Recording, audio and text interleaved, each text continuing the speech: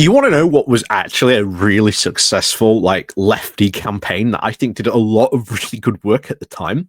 People may, of course, remember that Rishi Sunak uh, decided to take away and basically stop green investments pretty much altogether. And in response to that, the left actually mobilized to start getting councils to mobilize to declare a climate emergency. And they did incredibly well. In fact, they got the vast majority of councils in the country, even conservative ones, to declare this. Right? It was a very highly successful campaign. They did very well.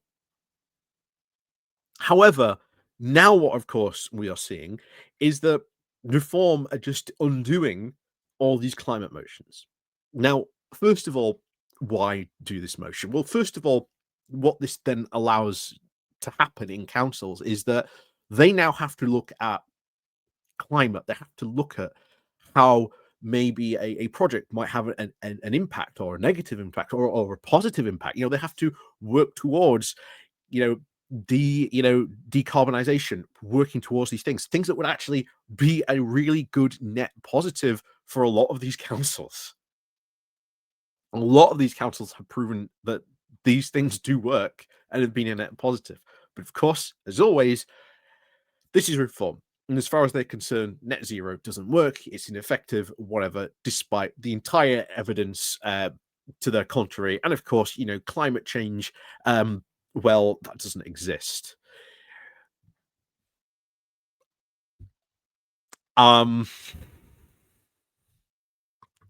So, of course, what are we getting? Well, they have pretty much been probably told by that unit down in London that you've got to undo that climate emergency. Um, Surprise, surprise. And it's even in places where you are seeing places that get serious flooding. They're going, oh, yeah, we're going to take all that money, which, would normally, which when it goes in, would help reduce the problems that cause that extra flooding. Oh, we're now going to put it into flooding, which basically means in the long run, some of these places, congratulations, you have extra money for flooding. But when the flooding is happening and it is getting worse and worse in these areas, you're having to put even more money into these areas. So in the long run, that's not going to be effective. In the short term, sure, congratulations, but long term, absolutely not. So we're going to go, of course, over to Kent, where they've now once again tried to remove this climate emergency declaration, and it has actually. I'm really glad actually sparked a lot of anger from the opposition on these councils. So I'm at least very glad that that is happening, and that the opposition are being very vocal in voting their opposition to this as well. And we'll get into another council tomorrow as well that has also decided to not only just remove the climate emergency, but also say that man-made climate change doesn't change. But anyway, that's tomorrow's video, so look forward to that.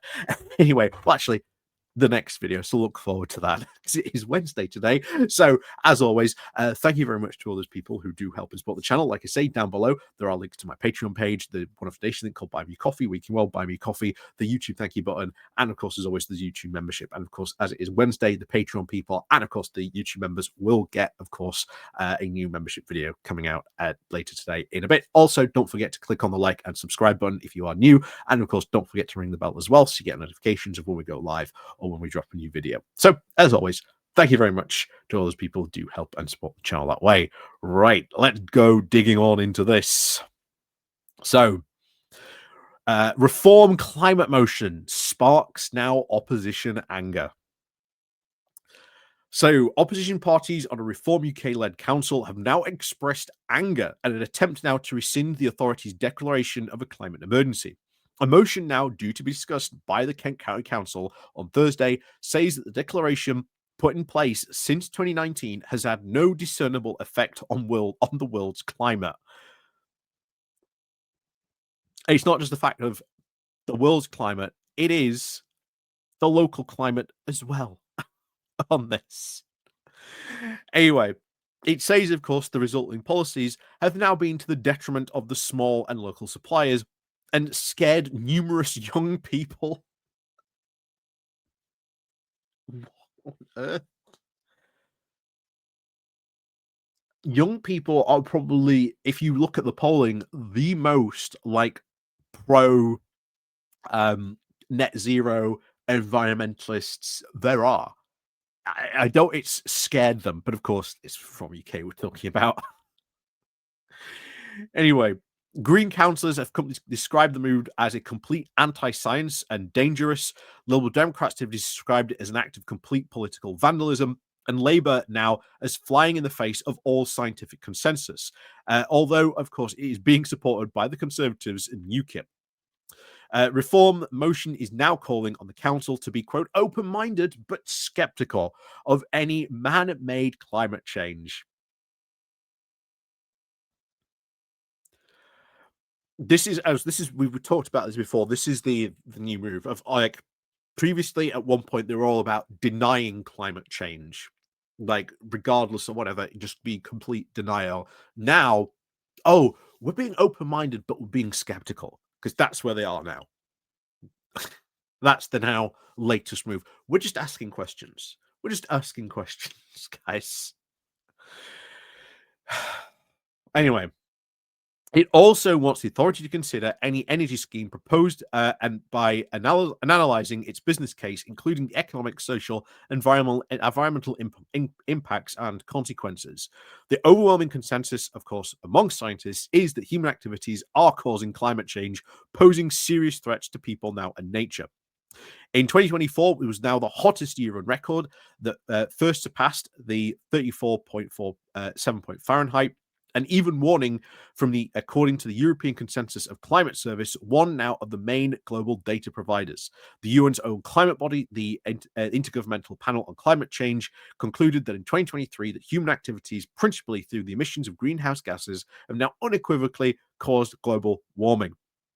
Luke Kelman, the Reform UK leader in Kent County Council. So Linda Carman, the Reform County Council leader, said, we are now looking forward to discussing the review of Kent County Council's climate emergency declaration once all members have had their say in the council chamber on Thursday. It is right that this debate happens properly now in the chamber. Jesus Christ. That's going to be a disaster on that one. Stuart Jeffrey, a Green Council, said that Kent now is the forefront of the climate impacts. We are severely water stressed. We will now suffer now from most of the hot summer and heat waves. The sea level rises will be devastating to communities, and we will now have new diseases such as dengue now to confront with. Reforms paper now to the council is full of conspiracy theories and garbage science. What a surprise. The science is very clear. Climate change is now an emergency, and we must actually prepare now for the impacts, which is again very true.